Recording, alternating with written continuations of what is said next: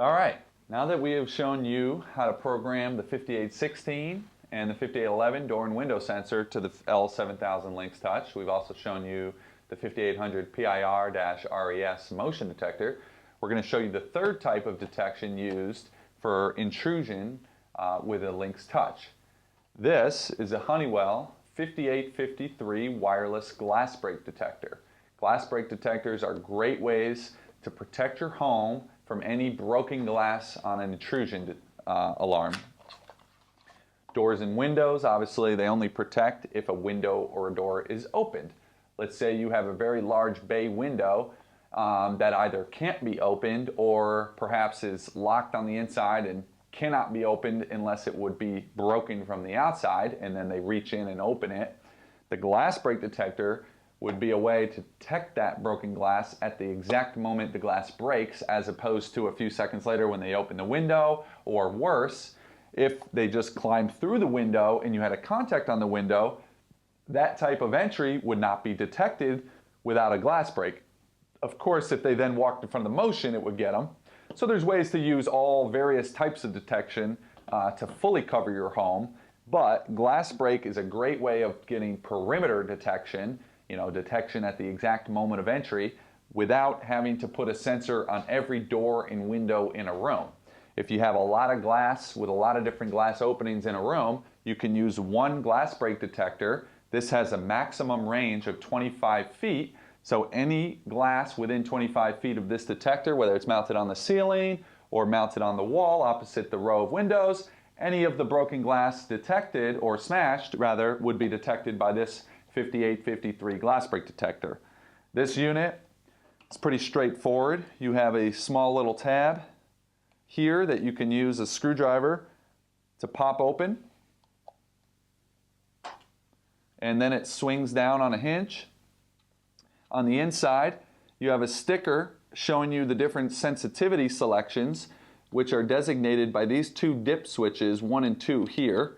So you just want to select the sensitivity based on how far away from the glass is your 5853. You've got your battery, your CR123A, which is the same battery the 5816 uses. You can see it's already pre-installed on this device, and you have this little pull to connect, which is just a plastic tab that's blocking the battery's positive terminal to the detector's positive connection. Now that we pull the tab, we see the lights light up and the detector is live. So we're going to show you how you can program your 5853 glass break detector to your Lynx Touch L7000 panel. As when doing any sensor programming, we have to jump into programming mode first. From the home screen, that would be security.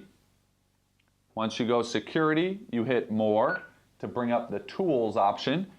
You go into tools and you go and enter your installer code or your programming code. By default, it's 4112.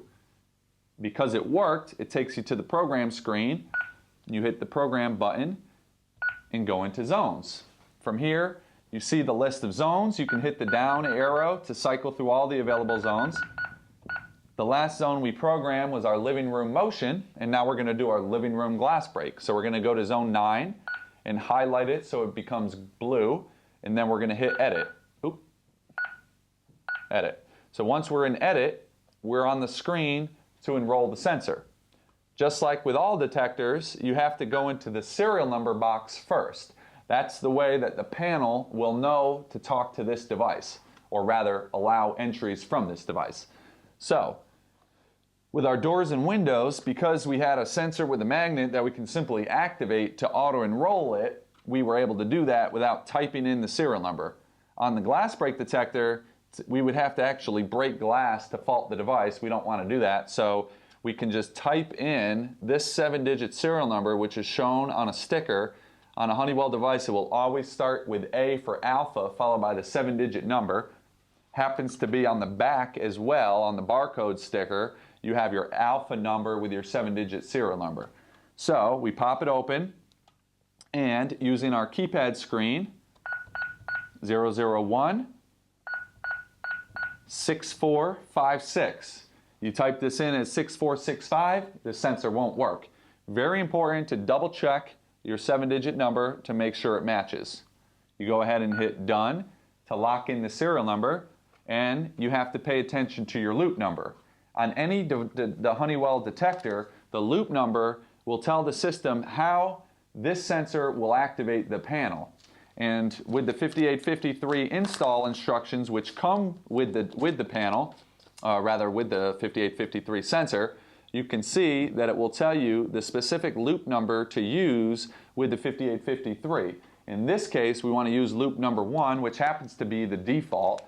Most sensors will use loop number 1, but be very careful. Just take the second to look at the install guide and make sure you're using the proper loop. We, of course, have great info on our website that shows you the proper loop to use when programming each device. But again, most devices are going to use loop number 1. So now that we have our serial number and our proper loop, the next thing we want to do is device type. On device type, Honeywell's made us a nice clean list of the different types of sensors you're going to program, and we're going to choose glass break because we're using our glass break detector. On a glass break device type, they limit our response types to only 5 different selections. 99% of glass break detectors, you're going to program to the perimeter zone type. Perimeter zone type simply means active in both away mode and stay mode, and instant alarm when the system is armed and the device is activated. So perimeter zone type will get us an immediate alarm as soon as our door or window is shattered or broken. The alarm goes off. We've gotten our alarm detection at the exact moment of entry, which is what we want for our perimeter device. So the next thing we want to do is name our glass break.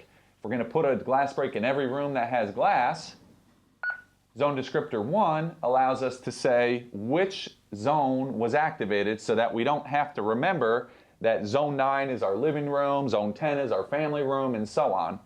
So we use this keypad screen to select the word we want to use. If this was going in our laundry room, we're good. Laundry's good. Living room, we can either type out living or laundry, left, level, library, line, liquor, living room. I just showed you using these up and down arrows. You can cycle through all of the available L words in the Honeywell library, and you can choose the one you want. For our purposes, we want living room. We do done. And now we have it programmed that if it's detected, it would say living room glass break. That's what we would want. Alarm report tells us, will this sensor activation transmit an alarm to the central station? This system is monitored, and this detector we certainly would want to send over to the central station. So we make that yes. Chime is disabled. There's really no chime option on the glass break because the occurrence of a broken glass shouldn't really be happening, so there's really no chiming going on. And then supervised is certainly the option that we want for this. Supervised, as we've explained before, just means that the panel every 12 hours will look and say, are you there? Are you there? Are you there? It will talk to every detector that has a program serial number and says, are you there? If the detector says, yep, I'm here, the panel says, I'm good, everything's okay. If at the 12-hour check it looks for this serial number and does not get a check back, it would throw up a zone 9 trouble. It's an actual RF supervision trouble. And what that means is that this detector is either too far away from the panel, or has been damaged, or somehow there's some interference that's causing the sensor to not be able to be seen by the panel. So if you ever get a supervision error, it could be one of numerous things. It could be an improperly learned in serial number. So if we had this typed in with a 6465, obviously it's going to look for that serial number, and there is no serial number in the house with that. You would get an error. With the serial number properly entered, the only other reason you'd have a supervision fault is if this, again, is too far away or there's interference in the house that's causing it not to be able to see a signal sent back to the panel. Or again, if someone destroyed this device so it was completely broken, that would give you a supervision trouble. That way you're alerted in advance that, hey, I'm expecting to have a zone 9 that should be picking up broken glass, and with a supervision trouble, don't expect that sensor to ever check in. So we certainly want that supervised. Once we've selected our options and we have it set the way we want for our zone 9 living room glass break, Very important that we save our selection, which locks in all of our programming. And then we program back out to the home screen and we're ready to mount our device. With the glass break, it's kind of hard to test it. You saw you could tap the device and that gives you a fault indication. Obviously, it's supposed to be listening for broken glass, but vibrations on the device, you can get it to fault that way. However, that's really not a good test of if the sensor is working. The only authorized way to test this device is by using a Honeywell FG-701 glass break tester. That's a device that simulates with a recorded message the sound of broken glass. And that device would need to be used to know for sure that this device will activate when there's glass broken. However, like I showed, tapping it, you can get the fault. And better than that even, if you want to make sure your serial number is programmed, you can pop the cover, that beeping that we're hearing, and it shows not ready to arm, zone trouble, and it actually says even better than that, tamper 9 living room glass break. The tamper on this device, there's a post on the cover that holds down the tamper switch, which is inside this hole. That's just that little silver dongle, just like on the door sensor. With that silver switch held down, if we were to disarm, disarmed, not ready to arm. Important. Check zone. Important that you're actually holding it down. But disarmed, ready to arm. 1, 2, 3, 1, 2, 3, 4, the default master code, with it held down, the tamper goes away. As soon as I let go, pops up the tamper again. Same idea. Close the cover. Disarm. Disarmed, not ready to arm. Check. Goes away. With the cover on, there's no tamper, sensor's happy. So that is another way to make sure that you've got the right loop and the right serial number enrolled. And that is your Honeywell 5853 sensor programming to the L7000 Lynx Touch panel.